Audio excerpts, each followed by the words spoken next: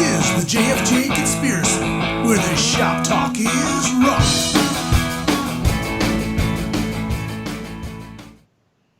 I'm Jim. And I'm Frank. And I'm Jerry. And this is the JFJ Conspiracy Podcast, where the shop talk is rock. How are you guys doing this week? Doing good. Doing good. Great. I wanted to get your opinion on something. We're doing these every 2 weeks, and I want to know if either of you have been noticed on the streets yet. No. No. I have not. That's a negative, Frank. That's a negative. Okay, well, we're going to try to change that. I think we need to up our game a little bit, guys. What do you think? Yeah. Well, we're getting there. I think we should always try to up our game. Absolutely. As for people recognizing us on the street, irrelevant. We just need to up our game. There you go. Well said. Well, again, if you're a band or a musician and you want to be featured on our podcast, shoot us a email at jfjshow@gmail.com, and we'll get back to you. We'd love to hear from you. Yes, we would. All right. Well, this week is an interesting episode because what we're doing is each picking 5 songs that we're good if we never hear them again. Mm-hmm. And and again, just opinions. There's no right or wrong answers in this list. The only thing that I asked you guys to do is make your list have some weight to it, so that way the number one song is the absolute song you really never want to hear again. If the other 4 should pop up, your eyes aren't going to pop out of your head and your ears aren't going to bleed. But that last one, your head just might explode. Got it. Well, I don't want to waste. This is going to be fun. I don't want to waste any time on this because we each have a Let's list. get to it. Yeah. And I'm going to start. And my first song is a well-known song. It's been on the radio. We've all seen it live, and it's Kiss "Love Gun." Oh, Wow. Oh, wow. I am surprised. I can't believe that, Jim. I love the band, and about 25 years ago, I had enough of that song. I can see that, actually. Well, yeah. For me, it was the shtick of Paul Stanley every single concert telling, hey, people, I want to come visit you, but I'm not going to do it unless you invite me. And then as he soared over the audience, Love Gun would play. And the only time I actually enjoyed the song live, besides really enjoying it in 1977, the first time I heard it live, but the real enjoyment was when he got stuck halfway in the audience. And that was in Anaheim. Awesome. Damn, here. That happened. March of 2000. Gene had to sing it. He was stuck. Paul was stuck up in the air. And Gene didn't know the words. It was it was pretty weird. The whole show was Spinal Tap because Gene got stuck also that night. Excellent. Yeah. I will, if I can interject something here. So I can remember, I told you guys the last show I went to was the reunion tour. Right. I saw them at the Forum. And there was a certain point in the show when they're playing Love Gun, and Paul's got his back to the audience, and he's like shaking his butt. And I just remember thinking, there's something just a little wrong about a 50-something-year-old guy up there shaking his butt, singing about his love gun. It just, it's like when he was at 20-something, great. I get it. But when he was in the late 90s, maybe early 90s, when they were trying to be relevant without the makeup and all that, he did a whole spiel where they got away from the family-friendly business, and it was all about he's going to whip out his Uzi of ooze, and did this whole bit where it got into. That's how he introduced Love Gun. Yeah, it just lost me. The song itself is it's a pentatonic scale for a solo. There's nothing to it. Yeah. And so not their best song. No. It's really known, I think, for the drum part. Yeah. I would agree, Jim. Yeah. The machine gun. Mm-hmm. The machine gun. Yeah. Yeah. Well, that's my number 5 song. Wow, Frank. Wow. Now, number 4 is another band of that era and another band. The song I think you guys may agree, and that's Aerosmith, "Dream On."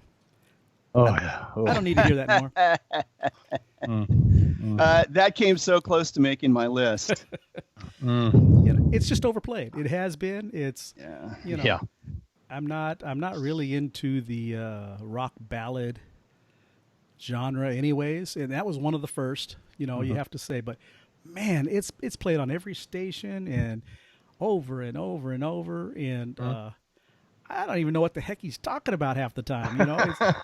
Steven Tyler has a strange way with lyrics. Yes, he does. He has his own language, a lot like David Lee Roth.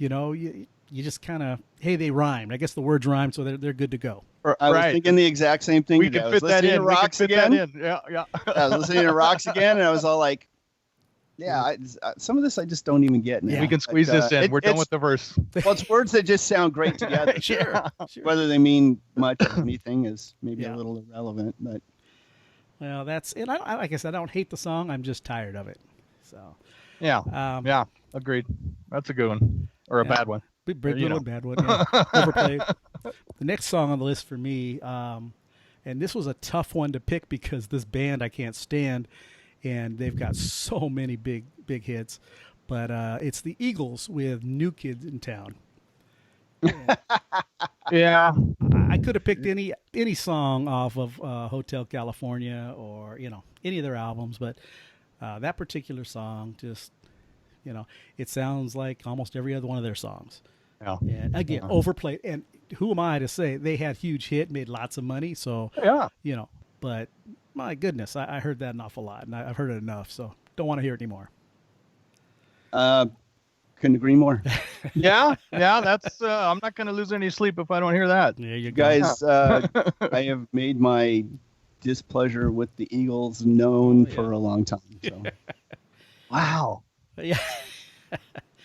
Well, this next song is from an artist who, if I never heard any of his music again, wouldn't faze me one bit. But the main song that I can't stand, and we're talking about Bruce Springsteen, Born in the USA. Oh, yeah. I don't get it. I've never gotten into Bruce Springsteen. I've got friends who love him. He's the boss. He's this. He's that. Yeah, he doesn't really. Yeah. Now, if I had to sit through 3 hours on one of his shows, then oh gosh, I would have to be. I was just looking at a joke and it says, "Hey, you know how you smuggle in all the alcohol you want into a rock concert? Put it in your belly," and that's how I would have to do it. That's how I'd have to do it if I was going to sit through one of his shows because Lord, I've never liked any of their music. I mean, not really. I like the lyrics in that song. I love the lyrics in that song. But yeah, Bruce, I'm not a big fan of. I don't have any Springsteen in my collection, so I never have. I don't think I've ever owned a Springsteen. Yeah, that's not a big fan of Springsteen, and same thing. But I'll tell you what, you talk about a guy if I was into him, any guy that you could go out and see and he plays for 3 hours. I mean, you can't deny that the guy gives you're people getting his your money's worth, Jim. That's for sure. Yeah. Just not my money. No, not mine, nor mine. Okay, we just finished up with Bruce and my fourth song, so I'm going on to my last song on the list. And so my last song, and you guys may or may not agree, but again, talking about the power ballads and all that, this is from a band who don't really care for a whole lot of their stuff, but it's Poison with Every Rose Has Its Thorn. To me, that is the biggest Kiss ripoff band. I mean, you got your Ace Frehley / CC DeVille solo in every song. I like Poison a lot because I got my little Kiss Jones from it. Yeah. But yeah, I'm not going to lose any sleep if I don't hear that one either, Frank. Well, their best song is a song that Bret Michaels doesn't even sing, for me. There's a song that CC sings. It's called "I Hate Every Bone in Your Body Except for Mine." Yeah. And it's total tongue in cheek. It's got a good hook and a good solo. Other than that, Bret Michaels, good singer, but that particular song, and I think I blame a lot of that on MTV because they played that video, 24/7. Yeah. So, and again, can't be mad at them for making lots of money and having a hit. But if I was on a desert island and I heard that one, my head might explode. I'd jump in the water. Yeah. I'd jump into the shark-infested waters probably. There you go. So highly agree with that one. Yeah. If it comes on, I swap the dial. Yeah. Well, those last three that I mentioned, Poison, Bruce, and Eagles, all three of them are dial switchers for me. You know, and the problem with listening to satellite radio is Poison gets played at least once an hour. And it Wow. always, That bad, huh? yeah. Yeah. So it's, you know. But not they for don't me. play the songs you want to hear is the problem. No, they've got a limited Same old junk. yeah, limited playlist. So, oh well. Well, Jerry, let's go to your list. What do you got for us? Okay. These are all some of them are, well, they're pretty big hits, but the number 5 is "Stop Dragging My Heart Around," Tom Petty and Stevie Nicks. I don't want to hear it no more. I don't want to hear it anymore. I probably liked it or was decent when it first came out, but that's a channel switcher right there. Wow. Oh, is that a channel switcher? I really like their vocal connection. I think they jive good together. I like that song. Oh. Same thing though. It's just overplayed. Mm-hmm. Yeah, maybe that's it. But Yeah. yeah. Same thing. I love Tom Petty. I think Stevie Nicks. I think Stevie Nicks has a great voice. Mm-hmm. But after the, millionth play, it's Yeah. I I don't want to hear it anymore. No, Yeah. I don't want to hear it anymore. Okay, the next one, guys, is John Cougar Mellencamp, Jack and Diane. Oh, yes. Good call. Oh, little Dee Dee about Jack. If I hear that one more time, I'm going to Dee Dee. Who sucks on a chili dog anyways? That's what I want to know. Exactly. Well said. Yeah. Not me. Yeah, me. Nor anybody I know. Nor I. Yeah. My number 3 is, and I had it in a 45 in back in the day, but it's "Start Me Up" by the Stones. Really? You're tired of that, huh? It's all the sporting events where something's yeah. they need a little pick me up. You just hear that down, and I'm like, oh. And I had it on a 45, Right. but we again oversaturated. That's funny. Yeah. Number 2, guys, I don't know how you feel about it, but is "Layla" by Derek and the Dominoes. I'm hearing it. I'm tired of it. I just. Well, that's a long, drawn out song too. At the end, Yeah. And I'm a fan of Goodfellas. And I don't know if you've ever seen that movie or not, but that song is played out towards the end of that movie, and it ruined it for me for that, because it's just a long, drawn out tune. It's a long drawn out song. And my number 1, "Welcome to the Jungle" by Guns. No. I don't want to hear it no more. Wow. Wow. Do you know where you are? Yes, I know where I'm at, Axel. But and that's probably the newest song out of everything we've mentioned. It's just, I don't know, maybe it's just so much overplayed. repetitive airplay. Yeah, that's probably what it is. I know at a time I used to like it. I was honestly waiting for somebody to say "Sweet Child of Mine." Yeah. So I was a little surprised that didn't make the Guitar list. lick is why I don't. That guitar lick is just keeps me in the mix. But yeah, "Welcome to the Jungle." Oh Lord. Yeah. Well, I'm not a fan of Axel's voice by and large. And just to comment on Layla, I get that completely, but I love the outro. Oh yeah, the the long instrumental section at the end. Piano? If I could switch the channel and then just come back in at the right Just moment play to hear the that? outro, I'd be fine. All that Dwayne Allman slide guitar and everything. That's the part that kind of drives me up a wall. Oh, Yes, because you, like I said, you've already said what you had to say. Like you say in your 3 minutes. Your 3 minutes are up, buddy. Right. Turn the record over. See, I'll take the 3 minutes at the end. You can have the 3 minutes at the beginning. There you go. There you go. Yeah. And I won't want to hear it. And I almost picked Eric Clapton's "Cocaine," because Oh yeah, I agree with that one. it's overplayed quite. That gets honorable mention as far as I'm concerned. So yeah, very well said. Yeah, But that's an See, everything you guys are saying is exactly why I don't listen to classic rock radio. yeah. Well, it's right off Killed. the playlist. Yeah. yeah. We probably stole the DJ's playlist from Jack F. or whatever. But those are my 5 guys. Yeah. All right. Well, those are all pretty worn out tunes. You worn out tunes. Yeah.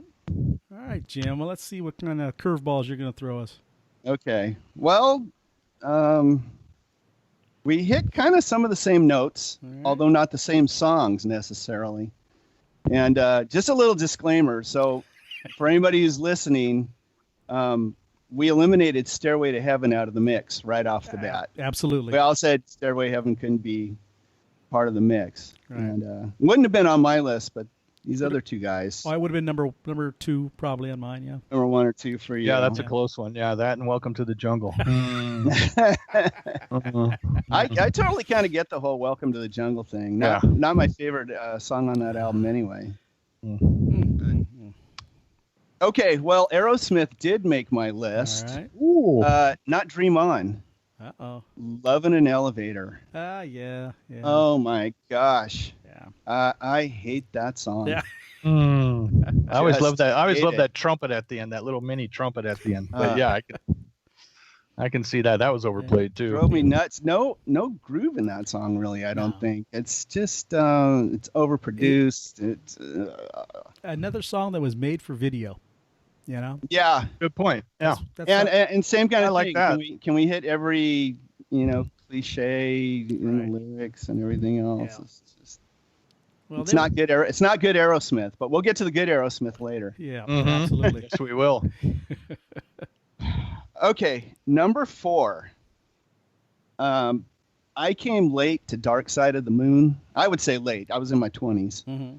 And my wife turned me on to that album. And I was never a Pink Floyd fan, kind of growing up. Didn't care for them in high school. I thought it was total go drop acid music.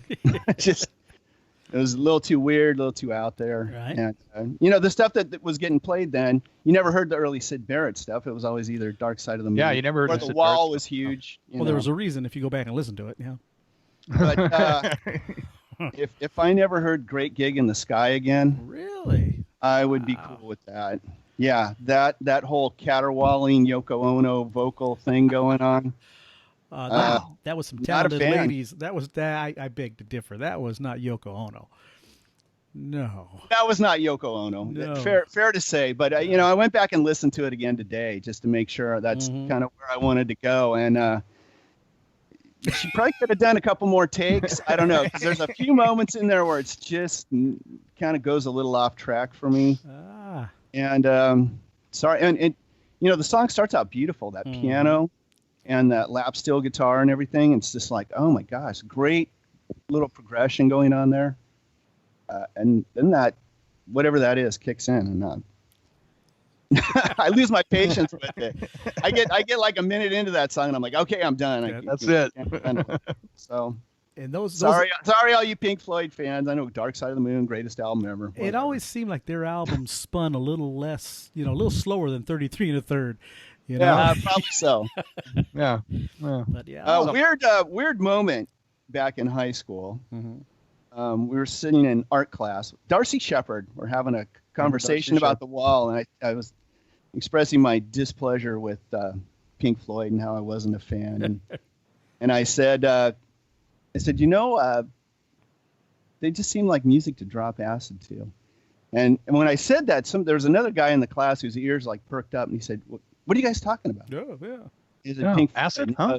He said, "Yeah, no." He says, "What are you talking about?" I said, "Oh, we're talking about Pink Floyd." And he said, "Oh, best music to listen to when you're on acid." Yeah. And I was like, Well, there you go. "You couldn't have scripted it better." No. There you go. There you go, Jim. Oh, the joys. I've learned to appreciate Pink Floyd though over time. The joys of Charter Oak High School. Joys of Charter Oak High School. So there we are. Let's see how many people we can name drop from Charter Oak. Yeah, really. Okay.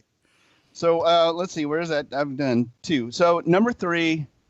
This is probably going to hurt some people, but Don't Stop Believing, Journey. I'm right there with you. Yeah, I'm there with you. Love that so album, but amazingly that song, played out. And I don't even know that was a song I was wild about back in the day. But my displeasure for that song has just increased over the years. It's the only song they ever play on the radio, it seems like. Right. Yeah. One couple of hands, maybe Faithfully, I don't know. What is that one Journey song? It's a faster song, and it's about somebody, a boy and a girl, and someone's got a gun, and DOA, Dead or Alive? nah, it'll come. I think it's off a Departure. It'll pop in my mind 10 minutes after we stop. Yeah, I know which one. The Roof Had Moonlight Shining Through. That one. No. I tell you what. Yeah, I think that might be, but those songs, like, along with Jack and Diane and Kisses Hide Your Heart and songs like that that have, Johnny Took a Ride on the South Side of Town. I hate that kind of stuff. I hate Johnny those songs. and a gun and a girl and Debbie and Jack and Diane. I hate all of them. Oh yeah. I don't mean to throw a wrench in your Journey tune there, Jim, but it just popped in my head. I was like, No, that's all right. Yeah. Bring it on. Because I feel that way with most Journey songs anyways. I don't have to hear them anymore. I love Departure. I know you guys. Departure and Escape. I could just listen to end to end all the time. Yeah. See, that was about the point where I started to kind of lose interest. Same here. That's pretty much. I think Escape was the last one I bought. Yeah. And then Raised on Radio and Frontiers. There's some good tracks in there, no doubt. But you got to hunt for them, I think. Well, we'll come back to Journey another time because I think we have three very different opinions on. Yes, we do. On them for sure. But all right, sorry about that, Jim. Go ahead. No problem. Okay, so number 2 song, again, you could probably plug any Eagles song in here, but Hotel California. Yep. That whole album. album. My gosh. Yeah. I couldn't even tell you what's on the album because not a fan. Yeah. At all. I hated that whole country rock vibe, fake cowboy. They're singing songs about sleeping out in the desert. It's like, dude, you never did that. Never. You live up in the canyon somewhere. In a mansion. Yep. Yeah. Give me a break. I'll take those dual lead guitar solos between Don Felder and Joe Walsh, though. If you could, I'd take those dual leads. I always love, and of course that's got a good one. But yeah, it's pretty much played out. And I love Joe Walsh. His solo stuff mostly. Yes. Yeah. Absolutely. But if I never heard Hotel California again, I'd be. We can take that whole album and just toss it. Mm-hmm. Yeah. And go to any restaurant or bar somewhere where they have one of those jukeboxes or something. Inevitably, somebody will play that song. Oh, I love this. Yeah. Well, it's because why it's a longer song. Waiter, check please, waiter. It's a longer song, and they feel they get their money's worth. That's probably it. That's probably it. Yeah. Because Inagata Davida is not available, so it would be a much better choice. That's a good dinner tune. Yeah, it would be a much better choice. And you know me, 3 minutes. Yeah, 3 minutes. That's it. Oh, we know that, Jim. Oh boy, yeah, we got that. Okay, so now the last one. Let the hate mail begin. Bohemian Rhapsody. Whoa! Shots fired. Oh, James, old boy. What do you not like about that? I say. That has everything in one song. Wow, Jim. Yeah, everything but the kitchen sink. Is that why? That's why. Like, I never cared for the song when it came out. Wow.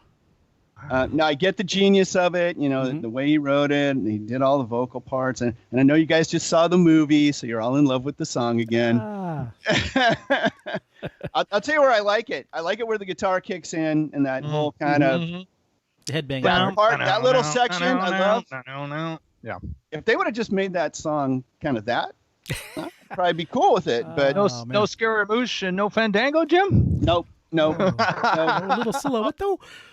But my real problem with it, it's not the kind of tune that, like, if it came on, I'd like just automatically switch it. Right. Yeah. Same thing. I've heard it a gazillion times since, I don't know what, 7th grade or something, and it's just right. 7th grade, permanently etched in my brain. I can play it over in my head if I wanted to hear it. I don't need to hear it on the radio ever again. There's a great video on YouTube somewhere of a guy who gets arrested for being drunk in public, and he recites that song from beginning to end in the back of the cop car while they're driving to the precinct. Did he start doing the headbanging? The whole bit. The whole bit. And I think the cops took the long way just so he could finish the song. Just so he could finish the song. Yeah. You have to send me the video now because I have not seen that. And I'm going to look it up when we're done this evening. Yeah. Yes. Yeah, that is hilarious. But that's one of those songs, again, yes, overplayed. And I have never gotten tired of it because there are so many different facets to it. It's got everything. It is a guitar tone. Oh yeah, the guitar part. Oh yeah, the guitar part's great. The vocals, like I said, that whole middle part. Yeah. But my thing with Queen, I mean, I always liked the stuff like Stone Cold Crazy. Mm-hmm. The faster, kind of more hard rockish stuff, all the stuff that Freddie Mercury hated singing. But I like some of the middle of the road stuff. I mean, like Killer Queen, I think great tune. Mm-hmm. I love jazz. That whole album, Jazz. I can listen to that. Best Friend, one of my favorite songs ever. Great. Yeah, beautiful. John Deacon song. And see some of their stuff like 39 and some of those songs, a lot of the Brian May stuff. I don't like his voice. I don't like it when he sings. I'd rather listen to Roger Taylor. I'm like Jerry. I have his solo Love My album. Car. Yeah. Yeah. Oh, Hot Space. Yeah. I mean, excuse me, Fun in Space. Fun in Space. That is one of the greatest 80s style albums that I love it. Yeah. Yeah. But yeah, when they got that whole Radio Caca and whatever else stuff, I was done with them at that point. Don't Yeah. Bring in the keyboards. We're not playing guitar anymore. You know. All right, so well, not a huge Queen fan anyway, so wow. there you go. Hate mail to That goes to Jim Strong. That's JFJ the first J. show, That's the first J. That's the gmail.com. first J. And JFJ people. That's the first J. Well, Bring listen, it on, people. Bring it on. I'll tell you what. Get him, Jim. Get him. What I'd like to do is anybody who's listening to this podcast or watching this podcast, go ahead and give us your 5 on the comment section there on YouTube. And You don't want to hear him again. No, if you never want to hear the song again, tell us what even if it's just one song you never want to hear again. I'm interested to know because everybody's got a different opinion. Just because, Jim and Jerry's are wrong and mine was right doesn't mean Just like in high school, Jim, right? I Just know. like in high school. We haven't missed a Nothing's beat, you changed. guys. No, that's good old Frank. Yeah. No, that's interesting. I wouldn't have, I would have thought maybe you would have went something from Joan Jett or, maybe even a Lita Ford song because, some of her stuff, I was, I can't listen to that. But, yeah, Queen, okay. For me, it wasn't a list of, besides Love in an Elevator. It's not stuff that I particularly hate. It's just I'm just sick of hearing it more than anything else. Just tired of hearing it. Yeah, Don't need to hear it again. And that's what it's all about. Almost every song was a hit that we mentioned, and almost every song was played on the radio over so many times that you do kind of get numb to them after a while. Yes. And except for a couple of those, I mean, we've been hearing them since high school. Yeah, absolutely. Pretty much, yeah. I'm looking at my list. Yep. I could probably think of plenty honorable mentions. Sure. Oh yeah. Baby Hold On to Me, Eddie Money. Yeah. Don't need to hear that one again. Yeah. Well, I'm not a big fan. You were talking about, the Eagles being fake cowboys and everything else. And as soon as you said that, I thought of Bret Michaels singing that stupid "Every Rose Has Its Thorn" with his little cowboy hat on and everything. Yeah. And, He's a wrangler. They were all cowboys at that part. I think he still was a cowboy Bon Jovi had a "I'm a Cowboy" song, and somebody else had a cowboy thing going on. And right. Aren't we trying to not be cowboys? We're Yeah. all city guys. We're rock and rollers, not That's it. Who knows? cowpunks. Well, you know what, guys? That was very interesting. And maybe, like I said, we can get some feedback from our listeners and find out what their songs are. But I hope so. I'm interested in seeing what everybody else hates. Yeah. But you know what? Right now, as promised, I want to tell you guys, the listeners, on how you can get a free JFJ Conspiracy T-shirt. That's right. Absolutely free, folks. Well, you know what? There's 3 ways you can do it. And it's a limited edition T-shirt. And why don't you tell them one of the ways, Jim? Okay, one way is for you to go to iTunes, subscribe to our podcast, leave a review, then just take a screenshot of the review, post it up on our Facebook page, and we're going to pick one person from the first 10 reviews. That's cool. Jerry, what's another way? I don't know. I would say hit us up on jfjshow@gmail.com. Well, Jerry didn't read the script, but that No, second I'm way... looking at a different one then. I'm looking at something different here, Frank. I'm looking at it right now. I look at that T-shirt giveaway.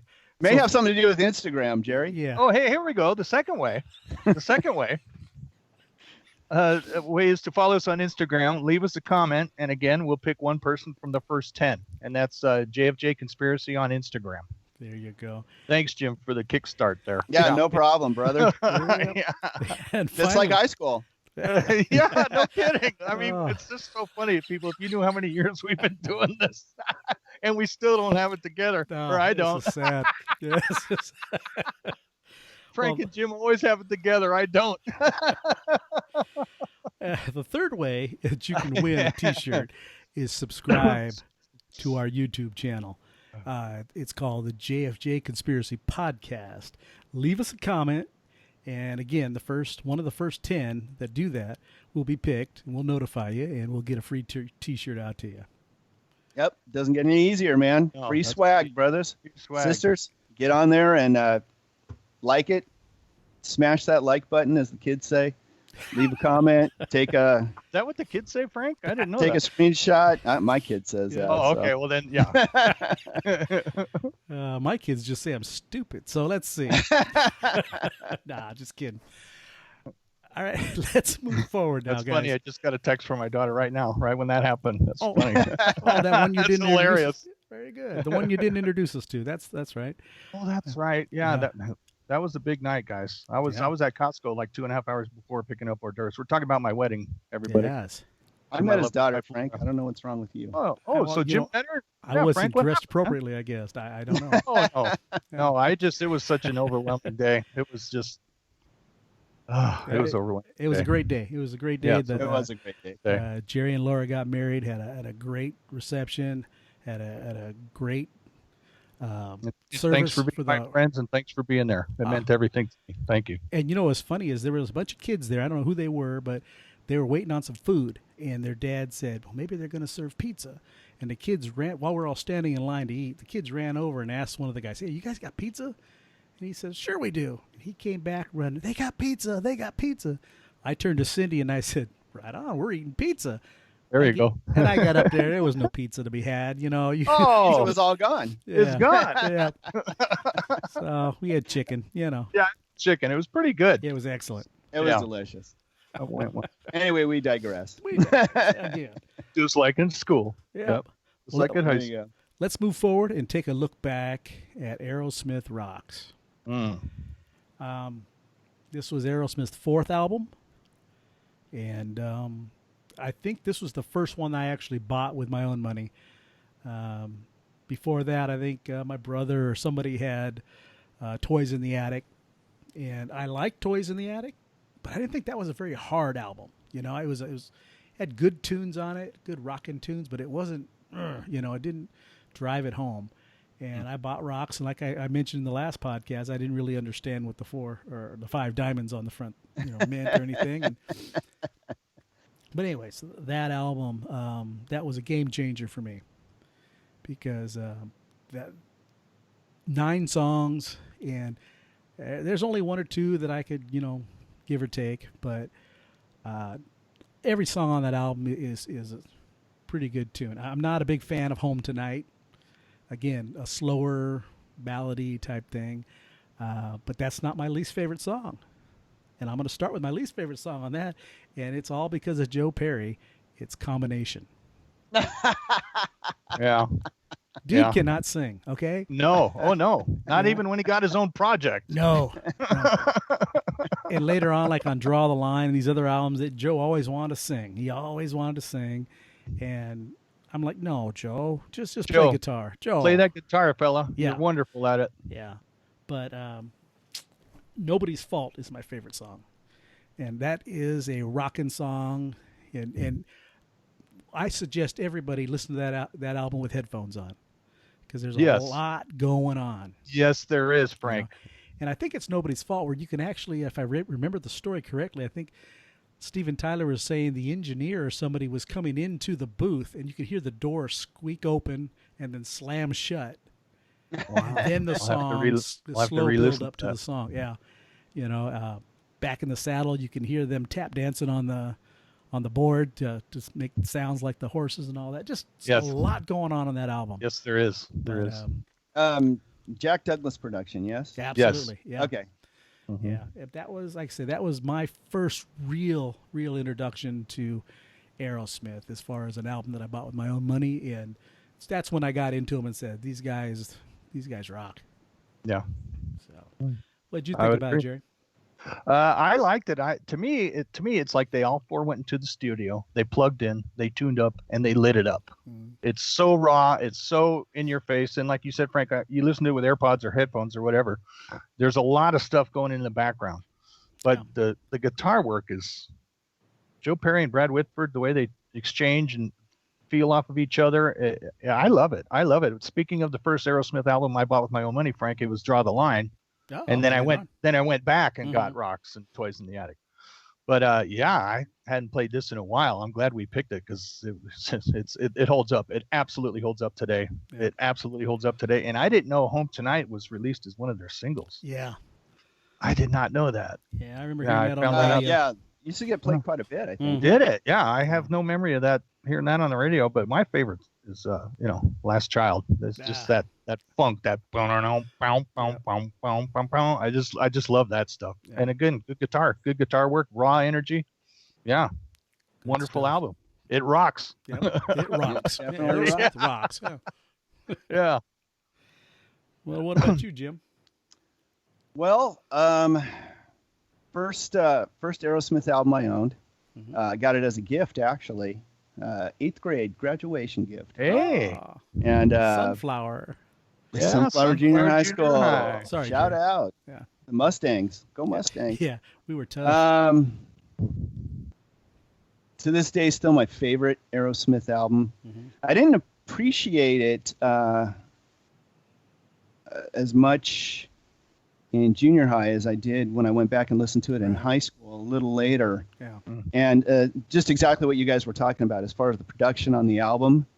There's a million things in there. I remember at a certain point listening to that album and thinking, I always thought of these guys as a hard rock band, but there's a lot of R&B vibe in this. There's horns in here. There's some like boogie woogie piano going on. Yeah, that's stand-up piano, yeah. Like you said, headphones, a good way to go with this because yes, it's a kind of a dense production. Yes. Beautifully done. Still to this day, my favorite Aerosmith album. I kind of look at everything after this as kind of a long, slow descent until we hit something like Love in the Elevator. That's when they hit that. Yeah. Yeah. I mean, by the time they got to Rockin' a Hard Place, I mean, it was half the band.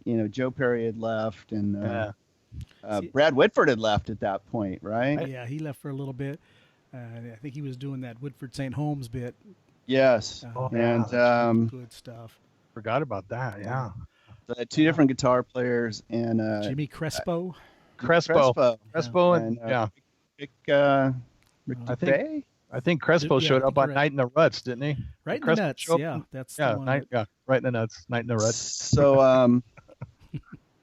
I remember I'm not sure what year Rockin' a Hard Place came out, maybe 81, 82. I remember running out and buying that album and throwing it on the turntable and just being so completely disappointed. What the heck happened? What the heck happened? Wow, I guess this is what happens when you're shooting heroin. Yeah. Can't expect anything to go well. Yeah. And Nothing goes well on heroin, people. Just so you know. Just so you know. public service announcement. Yeah, public JFJ service Conspiracy, announcement. public service announcement. Don't do it.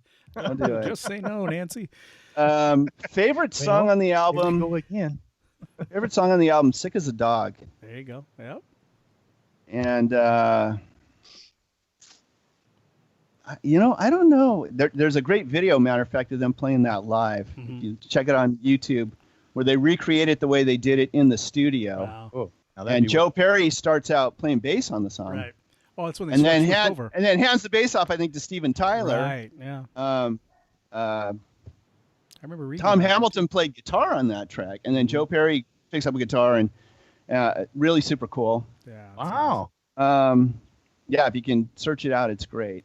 Least favorite song? Combination's not it. Yeah, really not it. That just doesn't fit on the album with the rest of because the rest of those songs they have such cool riffs. Yeah. And combination is more chords and Yeah, Joe Perry singing and yeah. When I listened to it today, so "Lick and a Promise," that was a little, which almost, is it too fast? song I loved. Yeah. I loved back in the day. Yeah, I think maybe a little too fast. Yeah. lyrically, I think not their best tune. No. That's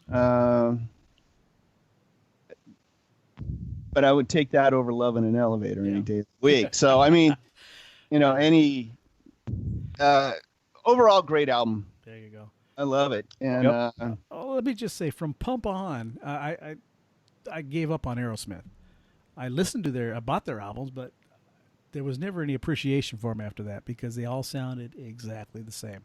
They had a formula of what they were doing, and I'll pass. right. Aside from all the old ones, I think the only thing I ever bought after Draw the Line was probably the Essential Aerosmith. Mm-hmm. But as far as studio albums, I don't have any Pump or any of it. No. yeah, No. I think I have Pump. I think I have Get a Grip. Maybe be the last thing I went out and bought. I might get the colored vinyl on Get a Grip only because it's black and white, half and half. Oh, that looks Great album cover though. Sounds neat. Yeah. But Great album cover. what's interesting about Aerosmith, if you go to their first album, and listen to each album as up until Rocks, each one, although it's Aerosmith, each have a completely different sound. And I don't know if it's from the engineer standpoint, the production standpoint, or if it's for them learning how to play their instruments. Are they learning? Yeah. Because I know we've talked about this off air before. There, Train Kept a Rollin' was not Joe Perry and Brad Whitford. It was Dick Wagner and somebody else because they couldn't play it in the studio. Didn't play it. So they told them go out and get some dinner and brought in Dick Wagner and forgive me for I can't remember who the other player is. Oh, that's heavy duty, Frank. Wow, Yeah. I didn't know that. Yeah. I didn't know that. And they learned how to play it by playing live. So, but in the studio they couldn't get it to where it sounded right. So Interesting. I didn't know that. I think you Neither did I. mentioned that before, but Dick Wagner, stellar guy. I think absolutely. actually stood in for Ace Frehley. I think on some stood in stuff. for an awful lot of people. Yeah. Yeah. Ace Frehley. Oh, I think he did that's some of my the stuff guy. on Destroyer. Well, he's Bob Ezrin's. He was like a sidekick. Yeah. dude. Oh, well He's then, passed yeah. away. He passed away, I think, last year before last. But Excuse me. Yeah, excellent. that's he true. played with Alice Cooper Band, did a lot of their studio stuff. And Wow. Lou excellent. Reed, I think. yes, If I'm remembering right. just an excellent studio. Isn't that guitarist. him on Rock and Roll Animal? I think is It might be. Dick Wagner. I may be wrong, but Yeah. Hmm. But yeah, each album has a different sound and a different feel, and Rocks was just so raw and Yeah, it's very raw, Yeah. and I love it. and It's raw with all that stuff going on in the background. Yeah. Well, So if I guess you can have both because You they can. did it. Well, if Yeah. you listen to that album back then on those big old speakers that stereo speakers we used to have, remember those you things did. that were 3 feet Yes. high? Oh yeah, That was an album you could the crank bigger the out. better. Yeah, you could crank that album, the louder the better. Yeah. But then when you played it with your headphones and at a reasonable level, you heard all these other nuances going great on. things Yes. going on. Yes. Yeah. Yes, That you miss with the volume. Yeah. yes, you do. Yeah. So, And having said that was my favorite album. I love all the first 4 Aerosmith albums. Yeah, I went back and listened to the first album maybe a year ago, and it was just like, man, I forgot just what a genius piece of work this is. Oh, yeah. And they only got better, I think, up through Rocks. Yeah. Mm-hmm. And that album came out twice. The first album came out twice. The first pressing was just called Aerosmith, and then Dream On hit. Oh, that is Then they featuring named Dream it On. Featuring Dream On, yeah. Oh, And, okay. I would prefer it just say Aerosmith because again, Yep. we've spoken about Dream On. So Oh, now I got to run back and look at my Aerosmith album and see See which which one you version have. I have. There you Yeah. go. There you go. First Jim. pressing or second pressing? Yeah. there you go. Yeah. So, well, guys, that about wraps it up for Aerosmith Rocks. I mean, we can go on and on about go over each song, but they're all just so good. It You is. know? Yeah. Yeah. Yeah. So let's think, Jerry. I think you're up next to pick the next album out for our next episode. Am I right? Am I? Yeah. I thought it was your turn, Frank. I think I picked Rocks. He picked Rocks. Oh, Yeah. then is it really my turn? Yeah, and it can't be a Bee Gees album, so pick something. Oh man, don't steal my thunder, Frank. sorry. The audience doesn't know. Shh. Okay. Hey, that early Bee Gees stuff. Oh, wait I'm a minute. telling you. Didn't I? No, I Good picked pop songs. Oh yeah, the good stuff, the early stuff, the '60s stuff. I picked UFO, didn't I? Didn't we do that Strangers in album? the Night, yeah. Yeah. And then Jim picked what? Led Zeppelin. Led 4. Zeppelin. Oh, yeah. that's 4. Oh, the bag of sticks, and then you pick. Okay, so it's my turn. Am I on the spot right now for one? Your turn, If brother. you can't think of anything, we'll go to Jim. I mean, I don't. Yeah, My hard drive's only so big. I can't wait here all exactly. day. Yeah, I'm I've sorry. got one. If you want Throw it to. out there, Jim. Yeah, I wasn't ready. Okay. I thought it was I was hoping I'd get to say this one actually. good. Good. This worked. This is fortuitous then. Chris I like Yes. Sutherland. Yeah. Okay, here we go. Kiss Alive. Oh, okay. Oh. All right. Oh yeah. Can't go wrong with that. Good pick, Jim. Yeah. Good pick. Okay. Well, now the next. You got 2 weeks to think about the next one though, Jerry. Exactly. Yeah, no, I'm sure I'll come up with something tomorrow. I just wasn't ready. Like I said, I'm a little under the weather this evening, but Kiss Alive is a fantastic choice. Great live, semi-live, live album, Whatever it is. Yeah. Well, I always thought it was live till I started talking to you guys. I was, Well, let's put it this way: all 4 guys are still alive, so it's a live album. They were alive when they recorded it. That's right. So, and they were alive when they were playing and overdubbing. absolutely. So, well said. I think it's can be considered a live album, one of the greatest of all time. So. Yes, I would agree. Well done, Jim. Thank you. Some people would probably dispute that, but Yes. I don't know how you could. Well, I mean, there's a few out there, but we all know the basic ones. Kiss Alive 1. UFO Strangers in the Night. Who's Song the, remains the same. Frankie Right, Comes that's the one. Alive. yeah. But you know what? It's made in Japan. Yeah, Not an album, an EP, but it's still a I good like one. that one. The bottom line is, though, there are people who just can't stand Kiss, so they would never put Correct. there on the list anyways. And they're a bunch of posers, and they're they're not a band. Yeah, so Kisses for us being Kiss 70s. fans, Oh yeah, the 70s. Oh this yeah. is the epitome of a live album for us. Yes, it is. Yes. Yeah, I had a buddy who asked me. We were out to lunch, and he said, he's a much younger guy, and he's a really kind of a Kiss hater. And he said, "Well, don't you think that like if it wasn't for the makeup and the big show and everything else, Kiss would have never hit?" But I knew there were makeup, but I really just knew the songs. Yeah, I didn't. Yeah, I didn't really know much about the live show when I first heard them. And the other half of that is people hated them just as much for the makeup and the big show as loved them. Well, Wow, yeah. I've read several times where even though they've toured together, Joe Perry and Steven Tyler, both of them think Kiss is a bunch of ass clowns. They have no respect for them. Wow. Yeah, go look it up and read. They've never taken them seriously as musicians, and they've always said if it wasn't for the makeup and the bombs and the smoke, they would be nowhere near the level of success. Really? I wonder if that's why Kiss is selling out arenas still in Aerosmith. Well, I'll get back to that. Oh, look, neither of those bands were great during the 80s. Let's just be honest. No. Let's just say. Money and fame and everything kicked in. No, late 70s. Yeah. Best Kiss quote I ever heard came from Alice Cooper, who said, "Kiss, they're pretty good. All they need is a gimmick." Yep. Considering he was one of the innovators, Right. Yep.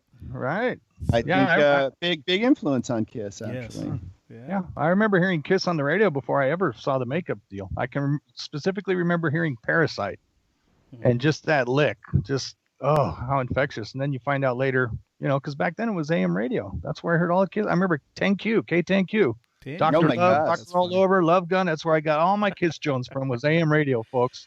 That's funny. Like The that new Everclear, 10Q. like that Everclear song, AM radio, rocking stuff back then. Well, I'm sorry, Frank. I heard Bohemian Rhapsody on K10Q. Yeah. Out there. I know when I first started listening to Kiss, I didn't know who was who because you don't see them on TV like you do today. You didn't see them on the computer, nothing like that. And I always thought that Paul Stanley was Gene Simmons and Gene Simmons was Paul Stanley. And I thought that was Gene singing all those songs that Paul was singing. I don't know why, but in my head, that's how I pictured it. And then I saw one of their commercials where they're promoting one of their albums or whatever, and they had a bunch of live shots. And, of course, it showed Paul singing. and my whole world was like thrown upside down because how I had it pictured in my mind for Right. very 6-8 different. months. Yeah, completely different. So, and I think it was a lot to do with Destroyer when Paul's singing about do you love me and my 7-inch leather heels. Yeah. In my mind, I was thinking of because Gene Simmons had them big old boots. Big old boots. That's what I was thinking of, but they all did, but I didn't see it. So.